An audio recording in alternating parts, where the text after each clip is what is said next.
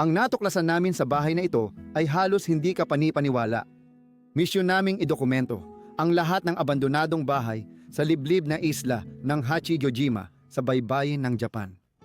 Dinala kami ng paglalakbay na ito sa buong isla. Sinusuri ang bawat daanang tinubuan ng damo na nadaanan namin isa-isa. Lugar ito na may 7,000 katao ngayon at sa pagdaan ng panahon, patuloy bumababa ang populasyon. Maraming pamilya ang umalis at iniwan ang kanilang mga bahay. Sa una, hindi ito mukhang kakaiba, maliit, simple, at halos hindi makita sa likod ng mga puno. Pero nang pumasok kami sa loob, bumungad ang buong kwento. Pag-aari ito ng matandang mag-asawang Hapones na dito nag-ukol ng buong buhay. Maayos pa ring nakalagay ang kanilang mga gamit, liham, litrato at mga alaala ng dekada na tila naipit sa panahon. Gaya ng maraming bahay ng Hapones, ipinagmamalaki nilang nakadisplay sa sala ang kanilang mga natamo. Napansin namin ang gantimpala ng bumbero at may kumislap agad sa isip namin. Ang lalaking dito ay dating kasamahan ng may-ari ng huling bahay sa brigada ng bumbero. Nag-imbestiga kami. Parehong isla, parehong departamento, posibleng pati parehong henerasyon. Habang tumatagal ang investigasyon, mas nagiging buhay ang bahay. Mula sa maraming parangal sa pader hanggang sa mga personal na litratong nakadikit sa ref.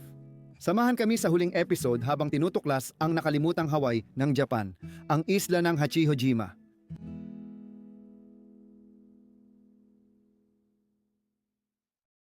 Kamakailan lang, nag-guest si Lana sa channel at sinubukan niya ang Foreo FAQ 202 at talagang nagustuhan niya ito. Kinontak ulit kami ng Foreo para mag-sponsor ng isa pang episode. Ngayon, kasama ko si Megan, ibibigay ko sa iyo ang produktong ito para subukan mo ng ilang linggo. Salamat, sobrang excited akong gamitin ito at ipapaalam ko sa iyo ang resulta. Interesado talaga akong malaman kung ano ang masasabi mo tungkol dito. Ako rin. Magkikita tayo sa loob ng ilang linggo. Paalam, magkikita tayo. Uy Megan, kumusta ka? Uy, Les. Ayos na makita kang muli. Nakakahiya. Kumusta ka na? Ayos naman ako, ilang linggo na rin ang lumipas. Curious ako, paano mo ito ginamit? Kaya sobrang natuwa akong gamitin ito. Araw-araw ko itong ginagamit tuwing gabi, sa totoo lang. Una, nililinis ko muna ang balat ko at pagkatapos kong linisin ito, ina-apply ko na. Ginamit ko rin ang app na inirekomenda mo. Madali itong gamitin. May iba't ibang ilaw tapos naglagay ako ng moisturizer. Natulog ako na parang Reyna, ganun ang pakiramdam ko. Ang saya namang marinig yan, pero syempre ang pinaka-importanting bagay tungkol sa mask ay syempre ano ang nagawa nito sa balat mo? Kaya ang ibig kong sabihin, Nagliliwanag ka na ba? salamat. Sa totoo lang, pakiramdam ko mas malambot ang balat ko ngayon. Madalas akong magka-pimples tuwing ovulation, pero ngayon parang nabawasan na sila. Talaga ba? Nagulat talaga ako na nangyari yon. Masaya akong marinig yan, magagamit mo pa yan at interesado akong marinig ang susunod mong karanasan. Salamat sa pagbabahagi ng pananaw mo tungkol sa maskara. Ako rin. Salamat sa paggamit nito. Para makita ang FAQ, 202 at iba pang bestsellers ng 4EO, i-click ang link sa description box ko. At huwag mong kalimutang gamitin ang aking code na DK35 para sa dagdag na 35 diskwento sa lahat ng produkto ng 4EO.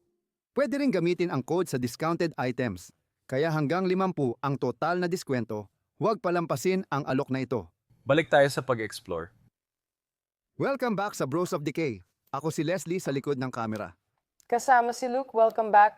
Nasa Japan tayo ngayon sa Hachijojima Island at may gagawin tayong kakaiba. Palagi hindi ko ipinapakita kung paano namin natutuklasan ang mga lugar na ito. At ngayon, dadalhin namin kayo sa isang munting paglilibot sa paligid ng isla at titingnan natin lahat ng mga abandonadong lugar na pinili namin para sa trip na ito. Meron kaming mga bagong kamera at ilalagay namin ito sa aming ulo para ipakita sa inyo ang aming paglalakbay sa paligid ng isla. Hanggang makahanap kami ng tamang abandonadong lugar na pwedeng gawing video para sa inyo, tara na! Nasa daan na naman kami at magvi-video ulit. Maghahanap din kami ng ibang check sa isla. Interesado akong malaman kung ano pa ang makikita namin. Huling araw na namin sa isla at huling chance para makakita ng kamanghamanghang traditional na bahay. Sig. Ito na yon. Mukha pa ring medyo gamit na gamit. Naisip namin na baka may dahilan sa likod nito. Maliit talaga ang kubol na yan. Wala akong iniisip na nandun. Hindi, laktawan na lang natin yan. May karanasan ako sa pagmamaneho sa Japan, pare. Kailangan mong malaman ang ilang bagay. Mababa lang ang bilis. Sa kaliwa ka magmamaneho at di mo mababasa ang mga karatula. Kaya kailangan mong mag-aral muna bago magmaneho dito. Laging maganda ang kondisyon ng mga kalsada, parang sa Netherlands. Pangunahing dahil marami talaga, Konstruksyon sa mga kalsadang ito. Oh, palagi naming nakikita na may hanggang 12 tao na nagtatrabaho sa isang tent na parang 1 metro lang ang laki sa kalsada. 4 sa 12 na tao ay tinitiyak na ligtas ang lahat.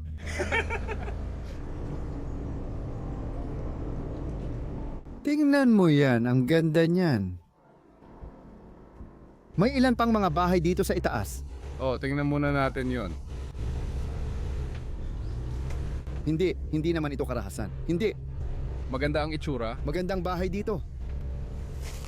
Kaya gusto naming pumunta sa lugar na ito at may nakita na kaming isa na may magandang potensyal.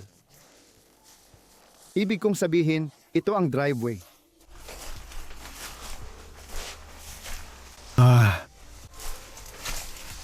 Tingnan mo, ang unang bakanting bahay. Walang laman at halatang inabandona. Sige, Mas maganda sana kung pati loob ng bahay pinapakita ng street view. magiging sobrang kapaki-pakinabang ito. Nakakatipid tayo ng oras dahil kapaki-pakinabang ito. Medyo mataas ito. Dapat malapit lang ito. Yun na siguro yun. Mukhang pinabayaan na ito.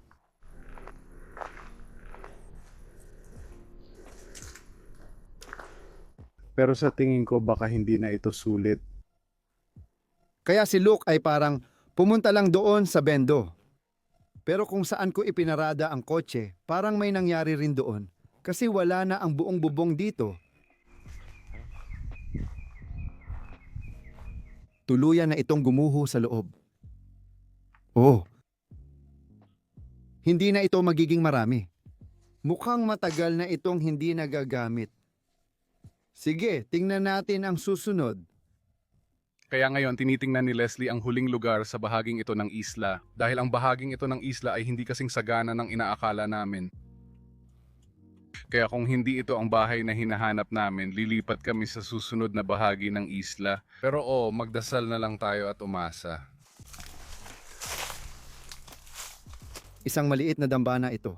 Diyos ko! May daanan ng sasakyan at isang bagay dito. Oo, dati may bahay dito. May nakita akong bagay doon. Ang astig mukhang sobrang tradisyonal talaga. Matagal na itong inabandona. Oh, parang hindi naman ito yung lugar na gusto nating pagsyutan. Titingin lang ako sandali dito. Isa itong pasukan. Diyos ko. Isang 1,982. 1,983. Iniwan na ito ng 50 taon. Oo, halata naman, grabe. Oh, may dambana dito. Alay sa mga yumao at maraming larawan ng mga ninuno. Maganda yan. Magandang kwarto. May kutsyon sa paanan. Oh, hindi ito talaga ang hinahanap namin. Malamang ito yung dating kusina. Marami pang mga pinggan na nakatayo dito. Sige, babalikan ko si Luke. May titingnan pa kaming lugar. Pero napaka-interesante ng pirasong ito kasi ang nakikita ko dito, kung tama ako, isa ito sa mga tradisyonal na banyong Hapones. May maliit silang kahoy na kalan dito na pinapainit, kaya umiinit din ang tubig at dito sila naliligo. Kapag napunta ka sa Japan, mapapansin mo sa mga bahay, Airbnb o hotel na napakaliit na mga batya nila. Isa itong kaugalian. At oo, dito sila naliligo. Napaka-tradisyonal at bahagi talaga ng kultura. Pero ang astig ng bahay na to, masaya ako na nakita ko ito. Balik na tayo. Sa totoo lang, okay siya. Oh. 6 na minutong shooting, hindi talaga sulit para sa dokumentaryo. Pero napaka-tradisyonal ng bahay na Hapones. Iniwan na ito mula pa noong 1983 at nakakita ako ng mga lumang larawan ng mga ninuno. Ang astig talaga. Gusto mo bang gawin ito or hindi? Sige, sa tingin ko mas maganda pa rin yung bahay ni Lola na meron tayo dati. Ayun, yun na yun. Pupunta na tayo sa susunod na bahagi ng isla. Oo, Grabe. Ilang lugar na ba ang tiningnan natin ngayong araw? hindi ko na alam. Tumawid tayo ng mga bundok, dumaan tayo sa mga bundok. Sa tingin ko mga 20 hanggang 30 lugar, siguro. Oo, Pero sa wakas, tiningnan lang namin itong isa dito at isa itong napakagandang time capsule. Eksakto ito sa gusto namin kaya wag kang sumuko. Nakakita kami ng ginto dito. Sa tingin ko, namuhay sila sa napakagandang lugar. oo. Tingnan mo. Gusto ko to, pero tingin ko dapat nandito yung firecar niya. Oo, Kung tama ako, sumilip ka na rito sa building na to, di ba? Oh, bakit? medyo mahirap tukuyin kung ano ang gamit ng building na ito. Lubos na itong gumuho.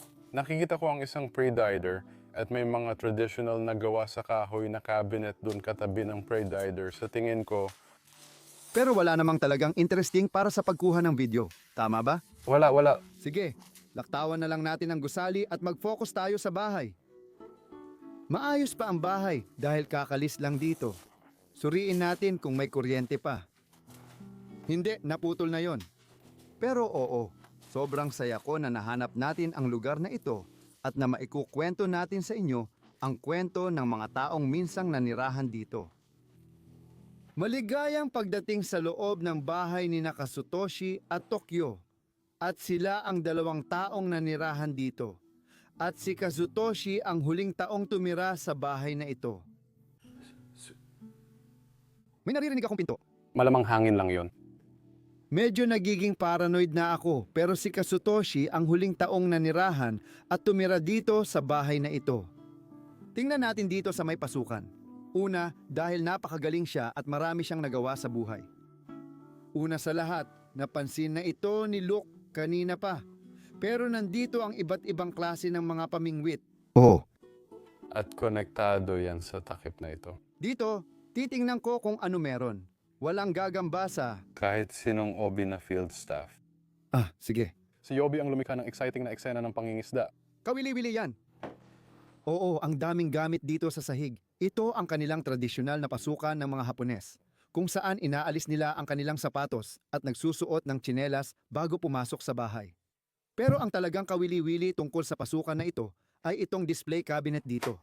At madalas itong makita sa mga bahay ng Hapones. May maliliit silang dambana sa ibabaw ng mata. Ay hindi, manika pala yun. Oh. Iyan ang ginawa niya. Ano? Baka iyan ang ginawa niya. Ay nako, nakakainis, nakalimutan ko yon. Sige. Si Kazutoshi ay isang gumagawa ng manika at akala ko gumagawa lang siya ng mga nakakatawang maliliit na manika. Pero ang totoo, gumagawa siya ng mga ganitong tradisyonal na manika. Mayroong sertipiko sa sala na nagsasabi tungkol sa mga nagawa niya sa paggawa ng manika. Oh, kilala talaga siya. Base na rin sa sertipiko. Siyam na po sigurado na ito ang kanyang manika. Siya mismo ang gumawa nito.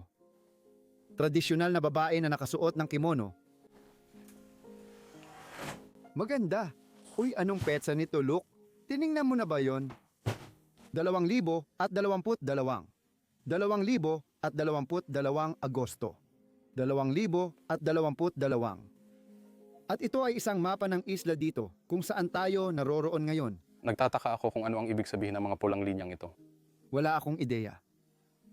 Baka parang earthquake zone lang. Oh, parang may 30 metro sabi dito. Ay wow, baka tsunami zone.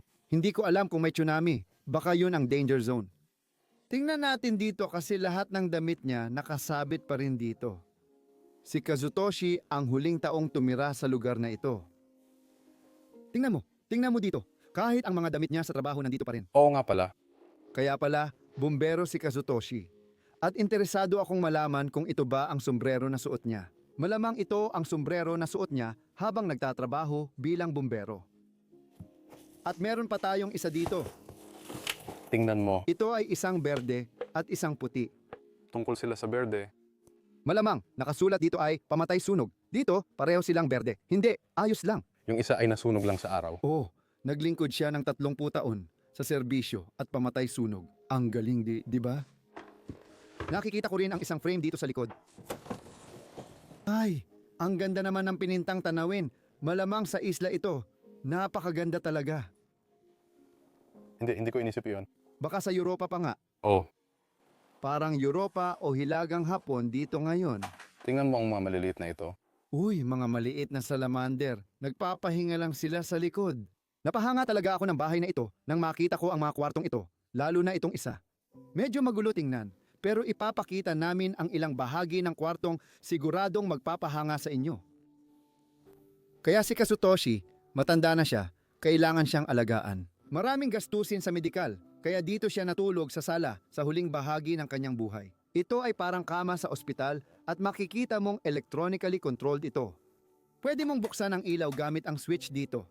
Oo, kailangan niya ng tulong para tumira dito. Oo, nakakita kami ng ilang mga liham na nagpapahiwatig na may sakit siya.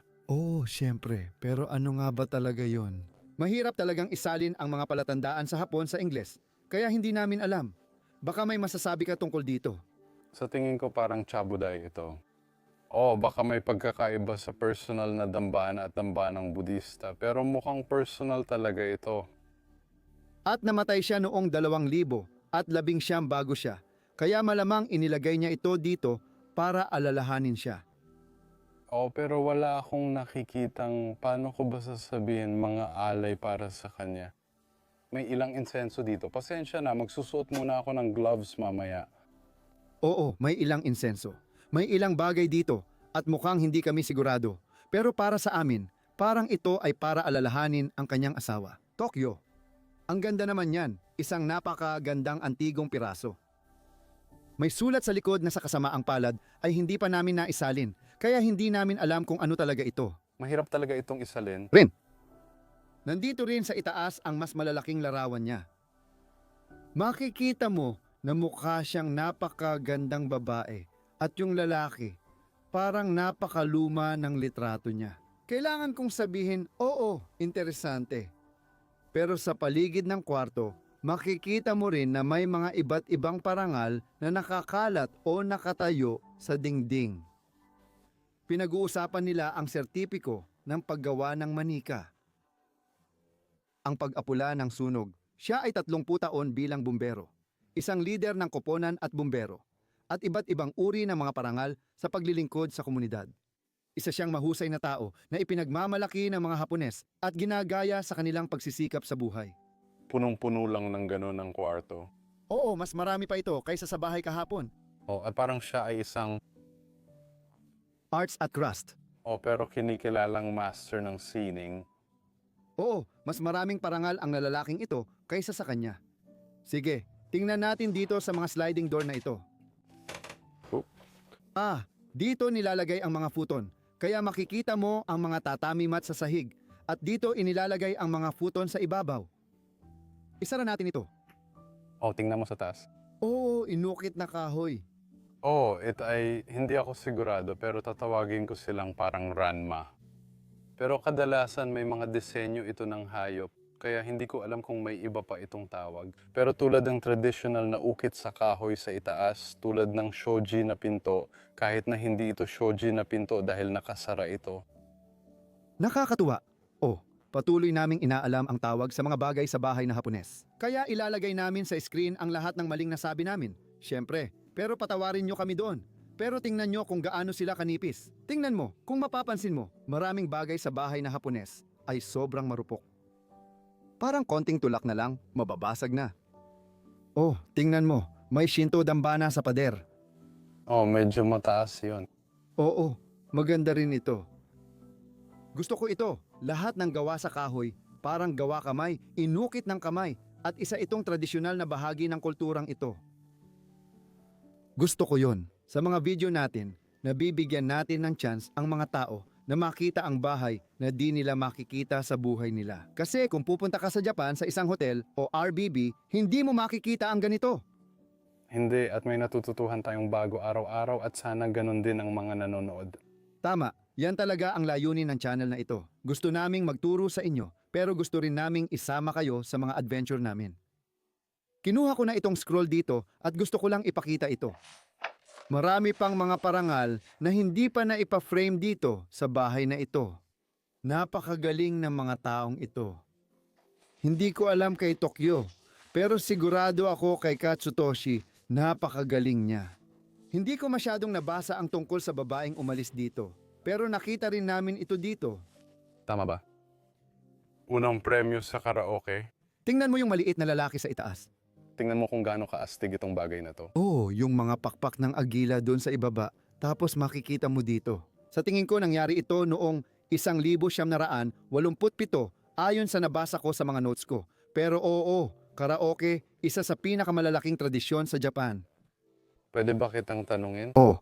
May nakita akong astig na gawa sa kahoy doon at isa pa doon, isa pa sa mga traditional na kahon ng bulaklak. Maliit lang pala ang dambana. Hindi, may iba pang uri ng sining na nakita rin namin. Oo, Oo, tulad sa huling bahay, marami rin kaming nakita nito. tingnan mo rin ito. Look, yan yun. Yan ang oso na nahuhuli ng salmon. Oo, napakaganda. May mga oso sa Japan, pero sobrang bihira. At ito rin, nakita rin natin ito sa kabilang bahay, Parehong-pareho lang talaga. pero hindi natin ito itinuro. Hindi natin ito itinuro. Pero ngayon, naghihinala na tayo. Malamang tradisyonal din ito. Itong parol, baka galing pa mismo sa isla. Kung may alam kayo, ipaalam agad sa amin. Oh, tingnan mo ito. Bubuksan ko lang sandali. Meron silang kwarto dito sa dulo. At sa tingin ko, para ito sa mga apo. Oo, marami itong ipinapahiwatig. Larawan pala ito. Oh, wow, baka si Katsutoshi. Yan kasama ang apo niya. Oo, o baka anak niya rin. Oo. Kazutoshi. At Tokyo? Tokyo, hindi. Asawa niya si Tokyo. Tama. Pasensya. Oo, baka anak niya. Si. Makikita natin sa taas ang maliit na alkansya. Pero oo, dito, hindi mo masyadong makikita na kwarto ito ng bata. Pero dito, nagpapahiwatig na ganun nga. Gamit ang parang mga Yu-Gi-Oh na baraha. Oo. Dito sa likod, maliit lang talaga ang kwarto. Pero parang ito ay isang special na dambana para sa manga. Oo, dambana ng manga. Ganda ng paglalarawan. Tignan mo. Oo, lahat ay sumunod doon. Kawili-wili. Sobrang kawili-wili. Gusto ko yon.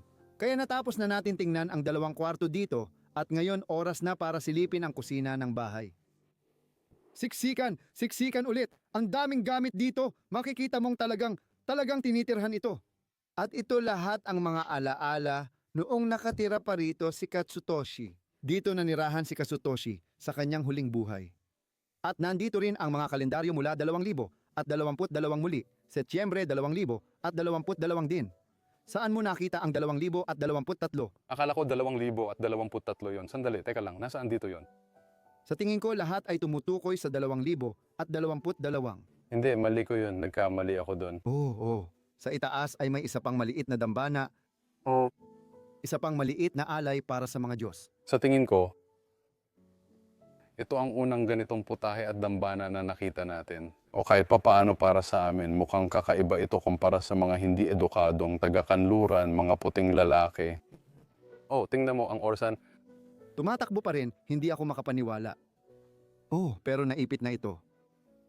Oh, naipit na ito sa oras. Naipit na, katulad ng bahay na ito. Ito ay time capsule na naipit sa oras. Kung pag-uusapan ang mga orasan, maganda ang itsura ng perasong ito. Oh, maganda rin yan. Ang Psycho ay isang Japanese na tatak. Oh, Oh. ang astig ay talagang magandang kasama. Astig, oy, tingnan mo, may nagawa ako. Marami akong ginawang pananaliksik tungkol sa lugar na ito at nakakita rin ako ng maraming sulat kamay na liham. Pansinin mo kung gaano kaganda magsulat ang mga tao noon dito. May ilang mga liham dito. Hindi ko alam kung alin dito ang eksakto, pero isa sa mga liham na ito ay tumutukoy at nagkukwento tungkol kina Tokyo at Katsutoshi. At sinasabi nila na nalulungkot sila at pakiramdam nila ay napag-iiwanan sila at wala talagang bumibisita sa kanila. At nalungkot talaga ako nang nabasa ko ito noong isinaling ko ang mga liham na ito. Di ko alam kung marunong magbasa ng Hapones ang mga tao, pero sigurado mababasa nila ito at oo, pinag-uusapan nila ang kalungkutan. Sa tingin ko, ito rin ang nararanasan ng maraming matatandang Hapones. Tingnan mo, may iba pang larawan dito. Yan ba yung binatang nakita natin sa larawan? Medyo tumanda na siya. umiinom, naninigarilyo, at nag-e-enjoy lang. May isang tao na tumutugtog ng organ dito. Wow. Kasama pa ang mga pedal ng paa. Oo, tapos pwede nilang ilagay ang mga nota doon at sabay na ipump ito at dito parang may seremonya. Tingnan mo, mukhang nag-e-enjoy siya. Oh, Lasing na siguro ito. Ang litrato sa 10 oras ng gabi ay talagang gabing-gabi. Sana nga. oo, mga Hapones na mahilig sa party. Pagkatapos magtrabaho buong araw, mahaba ang oras ng trabaho nila, pero kapag lumabas na sila, talagang nagwawala sila. Oh, At totoo bang 6 na araw sila nagtatrabaho sa isang linggo? o dati lang yon. Sa tingin ko ngayon, pumapasok na sa lipunan ang 4 na araw at 5 araw na work week. Dati, mahaba ang trabaho ng mga tao. 6 na araw, 12 oras kada araw. Nakakabaliw minsan. Malamang mas mahaba pa rin ang oras ng trabaho nila kaysa... Oo, talagang totoo. Tingnan mo dito sa ref, may mga talagang nakakatuwang bagay dito. At may isang bagay na hindi ko talaga maintindihan. Nakalagay dito, 2,000 at 8,200 at 18 at 65 anyos. Hindi iyon makatuwiran para sa akin dahil Tokyo ito. Siyam na po na siya nung huling bahagi ng buhay niya. Kaya di ko alam bakit 65 ang nakalagay dito. Baka kaibigan niya ito. Pwede, at mukhang nasa bahay ampunan siya dito. Oo, at baka itong barahan na ito ay nagpapahiwatig pa ng tanong na iyon. Pero oo, Sa ibaba, may ilang tradisyonal na kasuotan. May mga guhit ng mga bata dito. Siguradong may mga bata sa buhay nila, mga apo. Hayaan mong buksan ko ang isa. Puno pa rin ng mga plato at tasa. at mukhang hindi naman tunay ang karamihan ng mga ito. Pero malamang may ilan dito na totoo. Hindi ko akalaing mayaman sila, pangkaraniwan lang para sa akin. Okay. Magandang sketch. Salamat. Wow! Nandyan pa lahat ng tasa at plato. Saan ko kaya nakuha to? Ilalagay ko ba to dito? Delikado. Sige, gusto ko rin ipakita ang upuan na ito. Oo nga pala, Tiyak na sa sahig sila uupo. akala ko zabuton ito, pero hindi pala sa tingin ko kasi ang zabuton walang sandalan. Hindi, parang unan lang siya na inuupuan. Pero sige, sabihin nyo sa amin sa comments. May 4 itong upuan at maliit na mesa sa tabi. Oh, nandun ang maliit na mesa. Oo, tama. Dito sa ilalim, naiwan ang maliit na mesa. Yan, ganyan sila uupo at ganyan sila mag-e-enjoy ng kanilang hapunan. Tingnan mo yan, parang version ng upuang opisina ng ganon. Wow, pink ang tinutukoy mo, di ba? Oh, interesante. Sige, pasok pa tayo sa loob ng bahay kasi may likod pa ito. Ipakita muna natin ang labahan. Nandyan pa ang washing machine at dryer, lababo at lahat ng kailangan ay nandito sa kanan. Malalim ang ibabaw, kadalasang nakikita sa Oo, mga bahay sa hapon. mukha itong katulad ng kahoy na trumpo na nakita ko kanina, pero ito ay isang modernong bersyon ng kahoy na trumpo. Pagpasok natin sa kwarto nila, wala namang malaking gagamba. Pahintulutan mo akong ipanpalabas sa screen yan. Hindi tipikal na silid tulugan ng Hapones ito, mas kanluranin ang estilo ng kwarto. Oh, May normal na kama at pagitan, R para sa normal natin. At ang mga damit ay nakakalat pa rin doon sa ibabaw, lahat ay naiwan. kaya may iba pang nasa kama. Oh, sa tingin ko galing yan sa mga pusa. Oh, dumi ng pusa. Tignan mo to. Oh, gagawin mo ba? Bubuksan mo ba? Pagkatapos, sa ilalim noon, nakita namin, laro itong Hapones, tama? Oh, naniniwala akong pareho silang Chino. Go at Mahjong. Ah, ito ay mahjong. Oo, Naniniwala ako. Pero may mga bar na may mga numero dito. Wala akong ideya kung ano yon. parang sobrang komplikado para sa akin. Oh, baka isa itong counting board para sa Go, hindi ko alam. Tapos, nandito naman ang cabinet. Sandali lang, tingnan mo, gusto ko lang ipunto parang... Ang ganda ng itsura, lalo na yung bakal na gawa. Sige, buksan ko na. Tingnan mo to. Puno pa rin ito ng lahat ng gamit nila. Amoy na amoy. Oo, naamoy ko pa rin sila dito. At ito rin ay nakita ko. Malamang ito ay isang kahon ng ipon. Kahon ng pera. May laman pa ang kahon ng pera. Pero hindi na ito nabubuksan. Hindi. At tulad ng isa pang bahay na nakita natin, marami ring alahas dito na nakita natin. Kaya basta na lang iniiwan ang mga bahay na ito. Narito ang mga alahas. Mayroon ding mga maliliit na kahon ng alahas dito.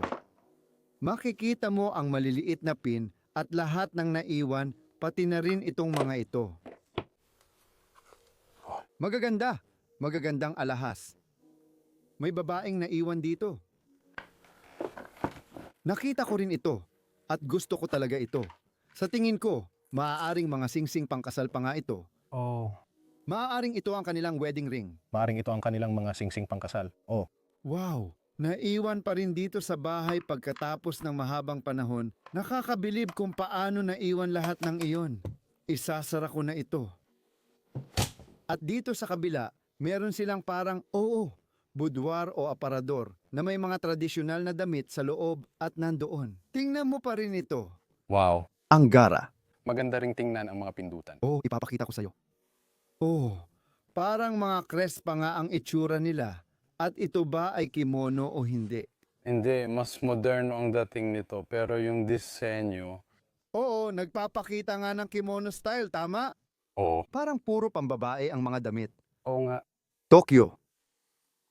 Interesante. Maganda. Isara natin ang pinto sa buhay ni Nakasutoshi at Tokyo. Dalawang Hapones na nanirahan sa isla ng Ashojima. Sa tingin ko, napaka-espesyal ng buhay nila sa isang islang 300 kilometro ang layo mula sa baybayin ng Tokyo. Gusto ko talagang malaman kung ano o paano sila. Pero syempre, hindi na natin malalaman. Sa pinakamababa, maaari nating bigyan sila ng huling pagpupugay sa pamamagitan ng pagbisita sa kanilang bahay at pagdodokumento ng kanilang kwento magpakailanman. Katulad ng 10-10 milyong inabandonang bahay sa Japan.